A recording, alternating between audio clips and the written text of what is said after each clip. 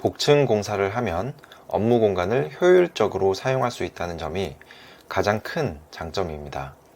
실제로 복층을 설치하게 되면 공간이 늘어나게 되고 이 공간을 사무실이나 창고처럼 활용할 수도 있습니다. 그리고 임대나 매매 시에도 유리하게 작용할 수 있습니다. 하지만 복층 공사를 고려하실 때는 반드시 지켜야 하는 법적 사항들이 있다는 점 아마 잘 모르시는 분들이 많으실 겁니다. 먼저 지식산업센터의 복층과 발코니 확장은 불법으로 간주되고 있습니다.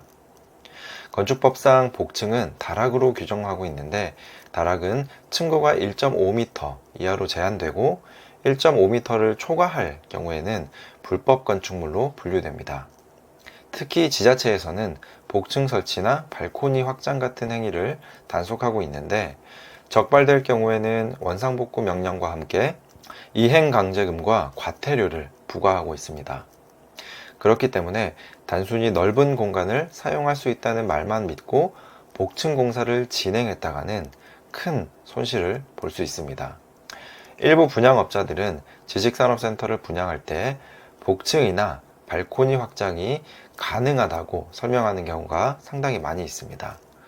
또 일부 업자들은 복층 공사를 해도 이행강제금이 부과된 사례가 거의 없다고 주장하기도 합니다. 사실 이행강제금은 해당 건물이 불법 증축으로 신고되거나 민원이 접수된 경우에 이루어지는 경우가 많기 때문에 단속에 적발되지 않는 경우가 종종 있기는 합니다. 하지만 최근 지자체가 단속 규정을 강화하고 있기 때문에 절대 안심할 수는 없습니다. 공무원 현장 점검이나 민원이 발생하면 단속이 시작되고 이 경우에는 행정처분이 이루어질 수 있으니 주의가 필요합니다. 그렇다면 복층 설치는 왜 불법일까요? 건축법 시행령 제119조에 따르면 바닥에서 천장 구조물까지의 높이가 1.5m 이하인 경우에는 다락으로 분류되어 바닥 면적에 포함되지 않지만 층고가 1.5m 이상일 경우에는 설치된 복층의 면적만큼 건물의 바닥 면적이 늘어나게 돼서 불법이 되는 것입니다. 예를 들어서 연면적 100평짜리 빌딩이 있는데 20평 불법 복층 공사를 하면 연면적 100평이었던 빌딩이 120평이 되어버리는 거죠. 복층 설치나 발코니 확장 등 불법 증축이 적발되면 원상복구 명령을 받게 됩니다. 만약 원상복구를 하지 않고 계속해서 사용하게 되면 이행강제금과 과태료가 반복적으로 부과됩니다. 이행강제금은 건축법상 1년에 2번씩 부과되고 원상복구가 이루어질 때까지 계속해서 부과되기 때문에 계속해서 이행강제금을 납부할지 원상복구할지 결정을 하셔야 합니다. 이행강제금은 건물 시가표준액 위반 면적과 적용 비율을 곱해서 산정이 되는데 상당한 금액이 나올 수 있습니다. 만약 원상복구 명령을 따르지 않으면 건축법 제11조와 제108조에 따라서 3년 이하의 징역 또는 5억 원 이하의 벌금이 부과될 수 있습니다.